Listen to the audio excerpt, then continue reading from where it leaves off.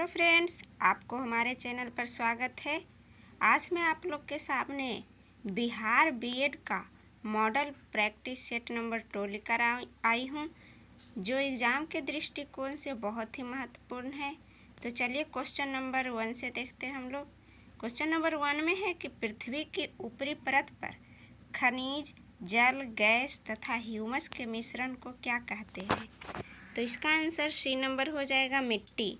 यानी पृथ्वी की ऊपरी परत पर खनिज, जल, गैस तथा ह्यूमस के मिश्रण से मिट्टी बनता है। मिट्टी में कई खनिज तत्व पाए जाते हैं, साथ ही चट्टान के टूटने से मिट्टी का निर्माण होता है। नेक्स्ट क्वेश्चन है दूसरा नंबर की स्वतंत्र भारत की सबसे पहली बहुउद्देशीय परियोजना है।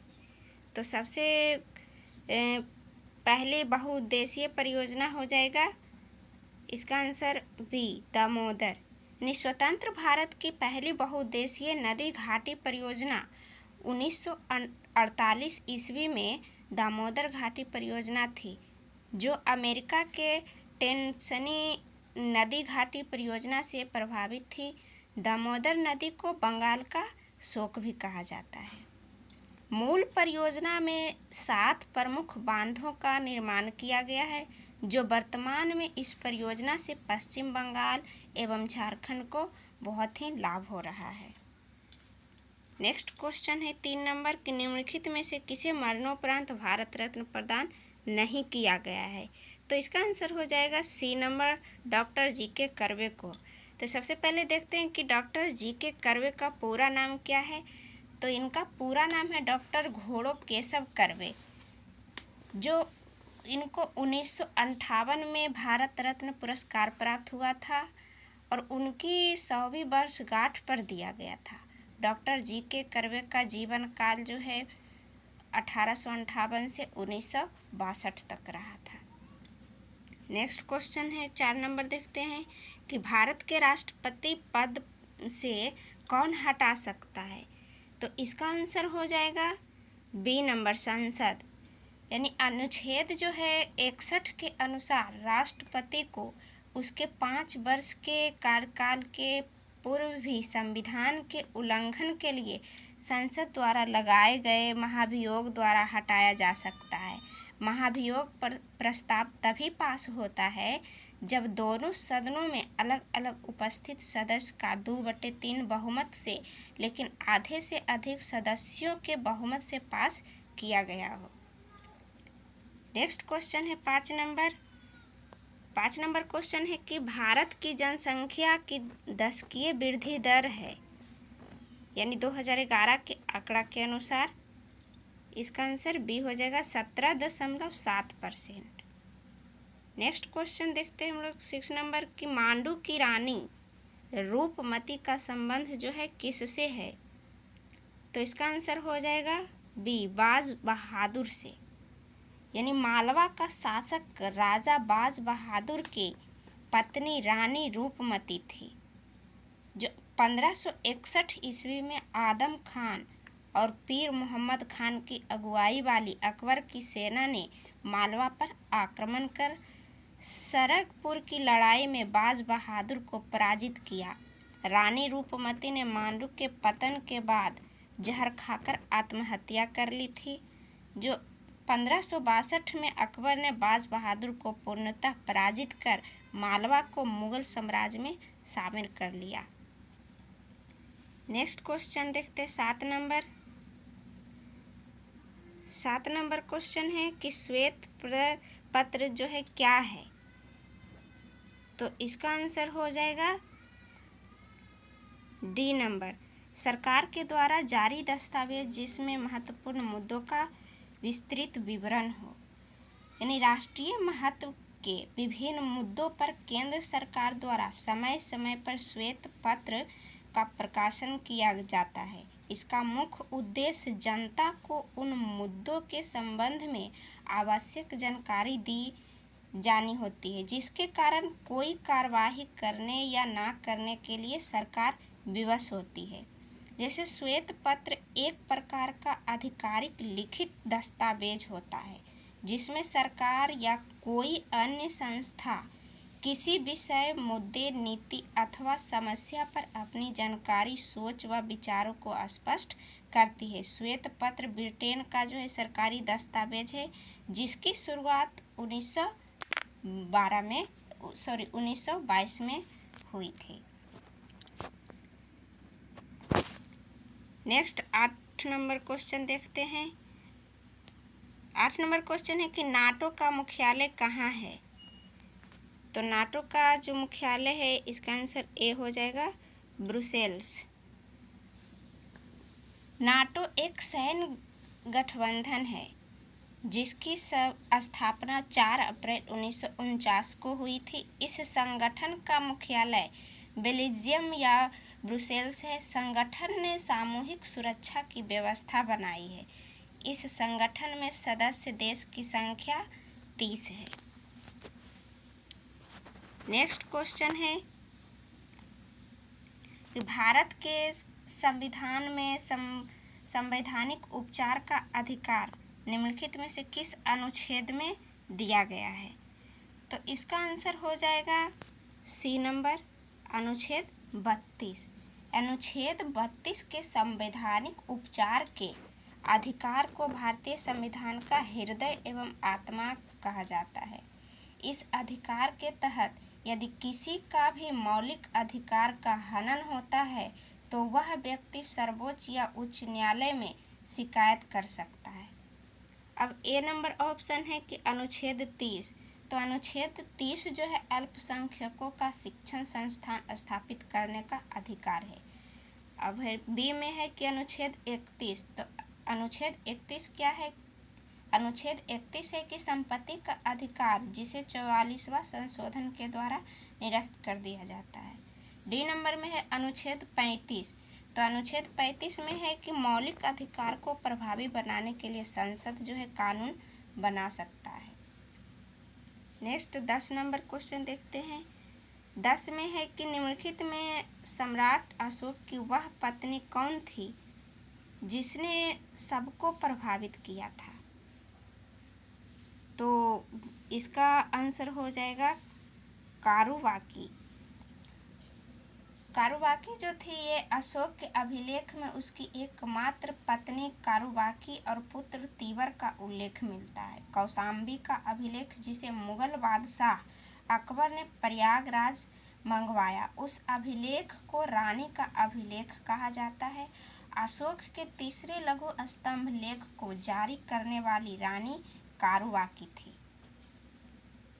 नेक्स्ट क्वेश्चन है कि 11 नंबर के मत देने का अधिकार होता है। तो इसका आंसर हो जाएगा ए नंबर, राजनीतिक अधिकार। मत देने का अधिकार एक लोकतांत्रिक राजनीतिक अधिकार है। संविधान के अनुच्छेद 326 में वयस्क मताधिकार का उल्लेख है। सर्वोच्च न्यायालय ने मत देने के अधिकार को विधिक अधिकार माना है। नेक्स्ट देखते हैं हम लोग 12 नंबर क्वेश्चन। 12 नंबर क्वेश्चन है कि फ्रांस की क्रांति कब यानी किस वर्ष में शुरू हुई? तो ये हो जाएगा सी नंबर, 1789 में। फ्रांस की क्रांति 1789 में हुई। यह क्रांति संपूर्ण विश्व को प्रभावित किया। फ्रांस की क्रांति की देन स्वतंत्रता, समानता और बंधुत्व है।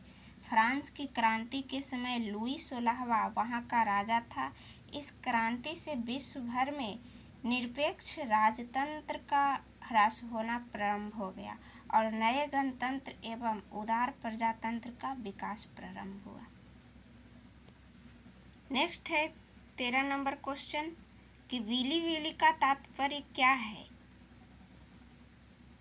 तो इसका आंसर हो जाएगा ए नंबर, ऑस्ट्रेलिया के पास का उष्ण प्रदेशीय चक्रवात यानी उष्ण कटिबंधीय चक्रवात एक तूफानी प्रणाली है जो एक विशाल निम्न दबाव केंद्र और भारी तड़ित झंझावातों द्वारा चरितार्थ होती है, जिसे अलग अलग देश में भिन्न भिन्न नाम से जाना जाता है, जैसे अटलांटिक महासागर या कैरेबियन सागर में इसे हरिकेन, चीन सागर में टाइफून, मिसिसिपी क्षेत्र में टॉर्नेडो, ऑस्ट्रेलिया क्षेत्र में विली विली के नाम से जाना जाता है। नेक्स्ट 14 नंबर क्वेश्चन देखते हैं। 14 नंबर क्वेश्चन है कि राष्ट्रीय मानवाधिकार आयोग एक्ट 1993 के अनुसार निम्नलिखित में से कौन उसका चेयरमैन बन सकता है? तो इसका आंसर हो जाएगा सी नंबर, भारत का केवल कोई अवकाश प्राप्त मुख्य न्यायाधीश।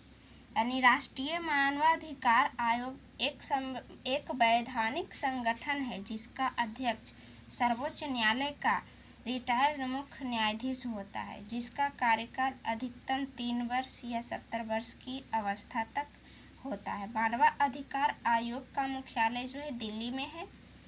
मानवाधिकार वह है जो जाति, लिंग, राष्ट्रीयता, भाषा, धर्म या किसी अन्य आधार पर भेदभाव किए बिना सभी को प्राप्त हो।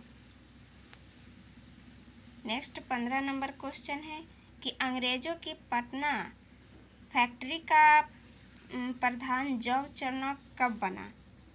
तो इसका आंसर जो है हो जाएगा बी 1664।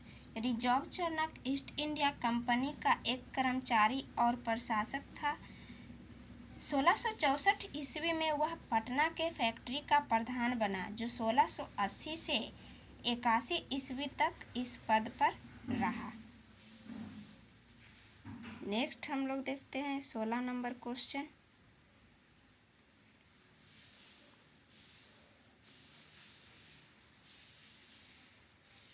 सोलह नंबर क्वेश्चन है कि कशेरुक रज्जु में से कितनी जोड़ियां तंत्रिका निकलती है? तो इसका आंसर हो जाएगा सी नंबर 33। यानी कशेरुक तंत्र हमारे शरीर के कंकाल का मुख्य आधार है जो मध्य में स्थित होता है। यह सिर को सहारा देता है। इनमें छोटी छोटी 33 हड्डियां होती है जिसे सामूहिक रूप से कशेरुक कहते हैं। नेक्स्ट 17 नंबर क्वेश्चन है कि निषेचन की क्रिया कहाँ पर होती है? तो इसका आंसर हो जाएगा बी नंबर, अंडवाहिनी में। निषेचन की क्रिया अंडवाहिनी यानी फलोपियन ट्यूब में होता है, जहाँ नर शुक्राणु मादा अंडाणु के आपस में सम्मिलन से युग्मनज बनाते हैं। अंततः गर्भाशय में एक पूर्ण विकसित शिशु का स्थापित करता है। नेक्स्ट क्वेश्चन है 18 नंबर कि निम्नलिखित में से कौन सा हार्मोन है? तो इसमें हो जाएगा इसका आंसर सी नंबर, इंसुलिन। यानी इंसुलिन हार्मोन है। अग्न्याशय ग्रंथि में आइलेट्स ऑफ लैंगरहैंस होते हैं, जिसकी बीटा कोशिकाएं इंसुलिन हार्मोन का स्राव करती है। इंसुलिन की कमी से मधुमेह रोग भी होता है। नेक्स्ट 19 नंबर क्वेश्चन कि हाइड्रोक्लोरिक एसिड कांच की बोतल में नहीं रखा जाता क्योंकि यह जो है अभिक्रिया करता है। तो अभिक्रिया कर जो है इसका आंसर हो जाएगा डी नंबर, कांच की सिलिकॉन डाइऑक्साइड से। यानी हाइड्रोजन क्लोराइड गैस का जलीय विलयन की हाइड्रोक्लोरिक अम्ल कहलाता है। इसे कांच की बोतल में नहीं रखा जाता क्योंकि यह कांच की सिलिकॉन ऑक्साइड से अभिक्रिया करता है। इसका उपयोग प्रयोगशाला में एक महत्वपूर्ण अभिकर्मक के रूप में किया जाता है। नेक्स्ट है 20 नंबर क्वेश्चन कि जस्ता से एक बर्तन पर विद्युत लेपन की विधि में जो है क्या बनाया जाता है? तो इसका आंसर हो जाएगा डी नंबर कि बर्तन को धन ध्रुव और जस्ता को ऋण ध्रुव बनाया जाता है। यानी विद्युत लेपन की प्रक्रिया में सामान्यतः जिस धातु पर लेपन करना होता है उसे कैथोड यानी धनायन एवं जिस धातु का लेपन करना होता है उसे एनोड यानी ऋणायन बनाते हैं। तो थैंक यू फ्रेंड, इसी तरह हमारे चैनल पर बने रहें। धन्यवाद।